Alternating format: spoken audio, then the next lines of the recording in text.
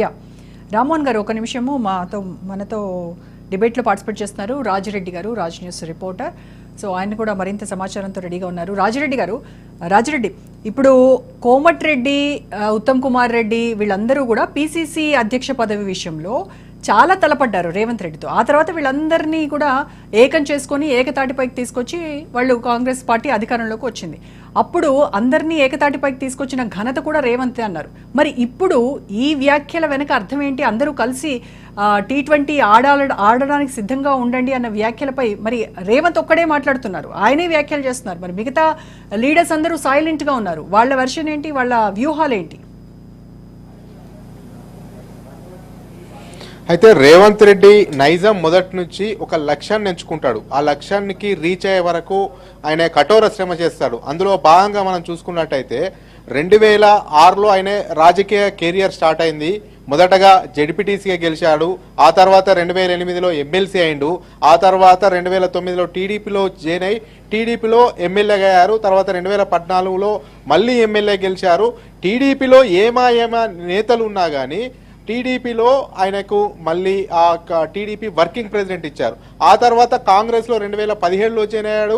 2017లో join అయిన తర్వాత ఒక 6 నెలల వ్యవధిలోనే మళ్ళీ కాంగ్రెస్లో కూడా వర్కింగ్ ప్రెసిడెంట్ అయ్యాడు. అంటే ఏమి నేతలు ఉన్నా కానీ వర్కింగ్ ప్రెసిడెంట్ అయ్యాడు. అయితే 2018 ఎన్నికల్లో ఓడిపోయిన తర్వాత కూడా 2018 ఎన్నికల తర్వాత అదే వర్కింగ్ ప్రెసిడెంట్గా ఉంటూ బీఆర్ఎస్ ప్రభుత్వం పైన తీవ్ర స్థాయిలో విరుచుకపడేవాడు, తీవ్ర స్థాయిలో ఉద్యమాలు చేసేవారు, పోరాటాలు చేసేవారు. అదేవిధంగా తీవ్ర స్థాయిలో అటు కేసీఆర్ కుటుంబాన్ని ఎండగట్టేవారు. ఆ తర్వాత ఏకంగా పీసీసీ ప్రెసిడెంట్ పదవి వరించింది. పీసీసీ ప్రెసిడెంట్ పదవి వరించిన తర్వాత ఒక వ్యూహాత్మకంగా ముందుకెళ్లాడు. అటు బీఆర్ఎస్ను ఇటు బీజేపీని రెండింటిని కట్టడి చేయడంలో సక్సెస్ అయ్యాడు. అంతకుముందు ఉప ఎన్నికలు వస్తే ఉప ఎన్నికల్లో కాంగ్రెస్ 4 స్థానాల్లో డిపాజిట్ అయిన పరిస్థితి. ఆ తర్వాత అసెంబ్లీ ఎన్నికలను 2023 డిసెంబర్లో ఎన్నికల్లో వస్తే నవంబర్ 30వ తేదీన ఎన్నికలు జరిగితే ఆ 2023 అసెంబ్లీ ఎన్నికలను సమర్థవంతంగా ఎదుర్కోవడం, అటు బీఆర్ఎస్ను అటు బీజేపీని ఒకే గూటికి కడుతూ ఒకే తాటికి కడుతూ ఆ 2 పార్టీలు ఒకటే అని ప్రజల్లోకి పెద్ద ఎత్తున వెళ్ళి సక్సెస్ అయ్యారు. అంటే ఆయన లక్ష్యం మొదటి నుంచి ఒక ముఖ్యమంత్రి కావాలని లక్ష్యం పెట్టుకున్నాడు. ఆ రకంగా కఠోర శ్రమ చేశారు. లక్ష్య సాధకుడు అయ్యాడు. ఆయన లక్ష్యాన్ని నిర్దేశించుకున్నాడు. ముఖ్యమంత్రి కావాలనుకున్నారు. నాకు ఎలాంటి మంత్రి పదవి కాదు, నేను ముఖ్యమంత్రి కావాలి, నా గోల్ అదే, నా ఏం అదే అని మొదటి నుంచి కూడా జర్నలిస్టులకు కానీ రాజకీయ విశ్లేషకులకు కానీ మొదటి నుంచి రేవంత్ రెడ్డి ఒకటే చెప్పేవాడు, ముఖ్యమంత్రి కావాలని టార్గెట్ పెట్టుకున్నాడు. టార్గెట్ సక్సెస్ అయ్యాడు. అందులో భాగంగా ఆయన పీసీసీ ప్రెసిడెంట్ రాకుండా మొదటగా ఎంతో మంది సీనియర్లు ఇప్పుడు మీరు చెప్పినటువంటి వాళ్ళు వ్యతిరేకించినా కానీ అతను హైకమాండ్ దగ్గర మెప్పు పొందాడు. హైకమాండ్ కూడా ఒక నమ్మకం కలిగించాడు. హైకమాండ్ కూడా ఒక భరోసా కల్పించాడు. ఇక్కడ రేవంత్ రెడ్డి అయితేనే, పీసీసీ అధ్యక్షుడు అయితేనే పార్టీ బలంగా పోతుంది, జనాల్లోకి సొచ్చుకెళ్తుంది, అతని వల్లే అధికారంలోకి రావచ్చు అనే అతని నమ్మకాన్ని జాతీయ నాయకత్వాన్ని కల్పించాడు. ఆ నమ్మకం ప్రకారమే జాతీయ నాయకత్వం అతనికి పీసీసీ ప్రెసిడెంట్ ఇచ్చిన తర్వాతనే కాంగ్రెస్ అధికారంలోకి వచ్చింది. తను అనుకున్నటువంటి లక్ష్యం ముఖ్యమంత్రి పదవిని కూడా అలంకరించారు. అయితే ఇప్పుడు చూస్తున్నటువంటి పరిణామాలను చూస్తే అయితే బీజేపీ 2 సిద్ధాంతాలను పాటిస్తుంది. ఒకటి గెట్ అవుట్, లేకపోతే ఇట్ వికెట్. అయితే తనకు తాను బయటకు పంపిస్తుంది, లేకపోతే తనని తాను అవుట్ చేస్తుంది. అయితే బీజేపీకి ధీటుగా వెళ్ళాలంటే కాంగ్రెస్ 2020 ఆడాలి, టెస్ట్ మ్యాచ్ ఆడకూడదు, దూకుడుగా వెళ్ళాలి, దూకుడు పర్ఫార్మెన్స్ ను వాడాలి. ఏదైతే క్షేత్రస్థాయిలో కాంగ్రెస్ కార్యకర్తలు ఆశిస్తున్నారో ఆ రకంగానే దూకుడు వెళ్ళాలి. ఇష్యూ బేస్డ్ మీద పోరాటం చేయాలి, ఉద్యమాలు చేయాలి. దేశంలో ఉన్నటువంటి వివిధ రాష్ట్రాల్లో అక్కడ ఉన్నటువంటి స్థానిక పరిస్థితులు ఏవైతే ఉన్నాయో ఆ స్థానిక పరిస్థితులకు అనుగుణంగా ఉద్యమాలు, పోరాటాలు భారీ ఎత్తున కాంగ్రెస్ పార్టీ చేయాలి. 2020 ఫార్మేట్ కు రావాలి. టెస్ట్ మ్యాచ్ ఫార్మేట్ ను కాంగ్రెస్ వదిలేయాలి.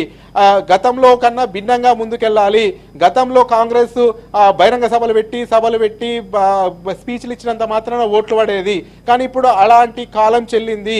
ఎందుకంటే ప్రత్యక్షంగా కూడా రేవంత్ రెడ్డి చాలా స్ట్రగుల్ అయ్యాడు, చూశాడు. పీసీసీ ప్రెసిడెంట్ ఉండి ఎట్లా అయితే ప్రజల్లోకి పోతే అవుతుంది, ఎట్లా అధికారం ఉన్నటువంటి పార్టీ మీద ఉద్యమాలు, పోరాటాలు చేయాలి, ఏ రకంగా ముందుకెళ్తే అధికారంలోకి రావాలి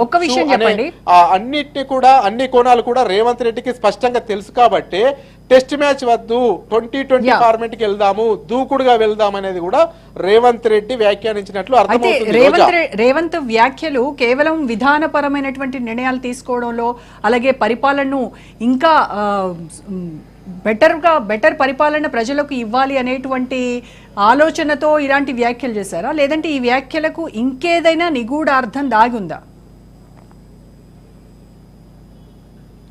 ఖచ్చితంగా ఇక్కడ రాష్ట్ర పాలన పైన పట్టు సాధించాలని చూస్తున్నాడు, రాష్ట్రంలో పాలన పైన పట్టు సాధిస్తున్నాడు. ఎట్ ఏ టైం జాతీయ లెవెల్లో, జాతీయ స్థాయిలో పార్టీ పుంజుకోవాలంటే, పార్టీ మనుగడ సాధించాలంటే, ఇప్పటికే బీజేపీ కేంద్రంలో వరుసగా 3వసారి అధికారంలోకి వచ్చింది.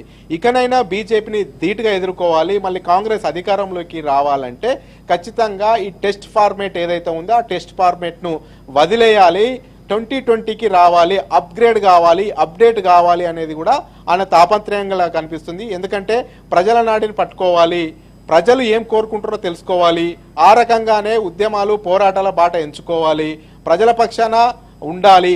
అంతేకాకుండా కొత్త నాయకత్వాన్ని, కొత్త నేతలను ఎంకరేజ్ చేయాలి, యువతకు అవకాశాలు కల్పించాలి, యువత సలహాలు సూచనలు కూడా తీసుకోవాలి, దూకుడుగా వెళ్ళాలి, గతంలోగా మూస పద్ధతిలాగా వెళ్ళకూడదు, కొత్త వాళ్ళకు కూడా అవకాశాలు ఇవ్వాలి, పాత నాయకుల నిర్ణయాలనే ఫైనల్ చేయొద్దు, కొత్త నేతలు కూడా ఏ రకంగా సలహాలు సూచనలు ఇస్తే ఏ రకంగా పార్టీ బలోపేతం అవుతుంది, ఏ రకంగా బలం సాధించవచ్చు, ఏ రకంగా అటు బీజేపీని ఢీ కొట్టవచ్చు, అటు అపోజిట్లో ఉన్నది బలమైనటువంటి నేత నరేంద్ర మోడీ, వరుసగా దేశంలో 3వసారి ప్రధానమంత్రి అయ్యిండు, అతన్ని ఢీ కొట్టాలంటే అంత సమర్థవంతంగా ఎదుర్కోవాలి, అంత ఫైట్ చేయాలి, అతన్ని డి అంటే డి అనే విధంగానే వెళ్ళాలి. అంటే దానివల్ల ఏం కావాలి అంటే కంప్లీట్గా ఫార్మేట్ మార్చాలి, ఆ ఫార్మేట్ మారిస్తేనే అది సాధ్యమవుతుంది.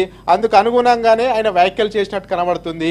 అటు ఇప్పుడు టెస్ట్ మ్యాచ్ల కాలం వెళ్ళిపోయింది, వన్డే మ్యాచ్ల కాలం వెళ్ళిపోయింది, ఇక T20 ఫార్మేట్ వచ్చింది. సై అంటే సై అనే విధంగానే వెళ్ళాలి. అధికారంలో ఉన్నటువంటి పార్టీలకు ఏ రకంగా చెక్ పెట్టాలనో ఆ రకంగానే చెక్ పెడితేనే సక్సెస్ అవుతామనే తాపత్రయంతోనే ఇతను ఈ రకమైనటువంటి కామెంట్ చేసినట్టు అనిపిస్తుంది రేవంత్ రెడ్డి. ముఖ్యంగా చూసుకున్నట్టయితే దేశవ్యాప్తంగా కాంగ్రెస్ పార్టీ ప్రజల నాడిని పసిగట్టాలి, ప్రజలు ఏం కోరుకుంటున్నారో తెలుసుకోవాలి, ఏ రాష్ట్రంలో ఆ రాష్ట్రంలో ప్రజలకు ఆకాంక్షలకు అనుగుణంగా ఆ ఉద్యమాలు పోరాటాలు చేయాలి, ప్రజల పక్షాన బాసట నిలవాలి, ప్రజల కోసం పోరాటం చేయాలి, అందరి మనసులను గెలుచుకోవాలి, ఆ రకంగానే ఫార్మేట్ చేంజ్ చేయాలి, ఇక మూస పద్ధతిని విడనాడాలి, బహిరంగ సభలు పెట్టడము, అదేవిధంగా స్పీచ్లు ఇవ్వడము, ఇలా ఈ రోజులలో ఓట్లు పడే కాలం కాదు ఇది. కాబట్టి ఇప్పుడు కాస్త ప్రజల పక్షాన ఉండాలి, ప్రజల్లోకి చొచ్చుకెళ్ళాలి, ప్రజలకు ఏమి ఇస్తామో భరోసా నింపాలి, ఆ రకంగానే ఆ రకమైనటువంటి ఫార్మేట్ను చేంజ్ చేస్తూ ఎప్పటికప్పుడు అప్డేట్ అవుతూ ముందుకెళ్తేనే సక్సెస్ కాగలుగుతామనే ఉద్దేశంతోనే ఈ రకమైనటువంటి వ్యాఖ్యలు ముఖ్యమంత్రి రేవంత్ రెడ్డి. అలాగే రేవంత్ రెడ్డి చేసినటువంటి వ్యాఖ్యలు మరి T20 ఆడదాం, 2020 ఫార్మేట్ లో వెళ్ళాలి అని అన్నారు. 2020 ఫార్మేట్ ఆడాలంటే మరి దూకుడు వ్యక్తిత్వం, దూకుడుతనం ఉన్నటువంటి రేవంత్ కెప్టెన్ గా ఉన్నారు, ఫైన్, ఆయన ఆడగలరు. మరి ఆ టీం మొత్తం అంతా కూడా T20ని ఫేస్ చేసేటువంటి టీం ఉందా ఇప్పుడు కాంగ్రెస్ లో? అంటే నాయకుడు అనేది మోటివేషన్ పద్ధతిలో వెళ్ళాలి, మోటివేట్ చేయాలి. రాష్ట్రంలో కానీ దేశంలో కానీ కాంగ్రెస్ ఎక్కువ రాష్ట్రాలు అధికారంలోకి రావాలన్నా, దేశంలో అధికారంలోకి రావాలన్నా కానీ మోటివేషన్ ప్రక్రియ అనేది ఇంపార్టెంట్. మొదటగా రేవంత్ రెడ్డి ఈ యొక్క మోటివేషన్ ప్రక్రియ ప్రారంభించినట్టు అనిపిస్తుంది. ఎందుకంటే కాంగ్రెస్ పార్టీ ఎప్పటికప్పుడు అప్డేట్ కావాలి, అప్గ్రేడ్ కావాలి, అప్గ్రేడ్ వెర్షన్లో పోవాలనేది కూడా అతను చెప్తున్నారు. మొత్తానికి చూసుకున్నట్టయితే దూకుడు అనేది పెంచాలి. ఇప్పుడు గతంలో CWC ఉంటుంది కాంగ్రెస్లో, కాంగ్రెస్ వర్కింగ్ కమిటీ, అందులో సీనియర్ నేతలకే అవకాశం కల్పిస్తారు, ఆ సీనియర్ నేతల సలహాలు సూచనలు తీసుకుంటారు. కానీ అలా కాకుండా CWCలో మంచి యువకులను, తర్వాత ఉత్సాహవంతుల్ని, తర్వాత కాంగ్రెస్ వర్కింగ్ కమిటీలో సలహాలు సూచనలు ఇచ్చేవారికి యువతకు అవకాశం ఇస్తే మంచి సలహాలు సూచనలు ఇచ్చే అవకాశం ఉంటుంది. అంతేకాకుండా మూస పద్ధతిని విడనాడి, అంటే కొత్త ఫార్మేట్కు తెరలేపినాం కాబట్టి కొత్త ఆలోచనలు, ఇన్నోవేటింగ్ థింగ్స్, ఇలా ఆలోచనలు చేసుకుంటూ పోతే పార్టీని ఎప్పటికప్పుడు ముందుకు తీసుకెళ్లొచ్చనే ఆలోచన చేసే ఈ రకమైనటువంటి కామెంట్ చేసినట్టు తెలుస్తుంది. మొత్తానికి చూసుకున్నట్టయితే కాంగ్రెస్ను జాతీయ స్థాయిలో గాడిలో పెట్టాలి, కాంగ్రెస్ పార్టీ దూకుడుగా వెళ్ళాలి, కాంగ్రెస్ పార్టీ బీజేపీకి గ్రాఫ్ను డ్యామేజ్ చేయాలి, మోడీని ఢీ కొట్టాలి అంటే అంతే బలంగా వెళ్ళాలి. మోడీ బలమైన నేత కాబట్టి ఆయనను ఎదుర్కోవాలి, కాంగ్రెస్ అధికారంలోకి రావాలంటే మోడీని డామినేటింగ్ చేసే విధంగానే కార్యాచరణ కానీ కార్యక్రమాలు కానీ ఉండాలి. అలాంటి కార్యక్రమాలు కార్యాచరణ చేసినప్పుడే కాంగ్రెస్ పార్టీ వైపు ప్రజలు చూస్తారు. కాబట్టి ఇలాంటి ఫార్మేట్ల వల్ల ప్రజల్లో భరోసా కల్పించలేము.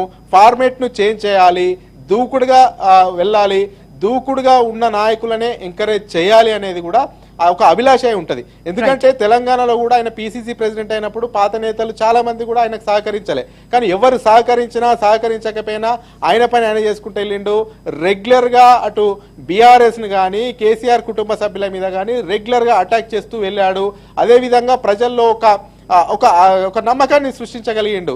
ఇతనైనా బలమైన నేత, ఇతను బలమైనటువంటి నాయకులతో కొట్లాడుతున్నాడు, ఇతను డి అంటే డి అంటున్నాడు అనే పంతాలో అతను వెళ్ళాడు. కాంగ్రెస్ లో కూడా అతనికి ఒక ప్రత్యేకమైన పేరు తెచ్చుకున్నాడు. ఇప్పుడు సౌత్ ఇండియాలోనే ఒక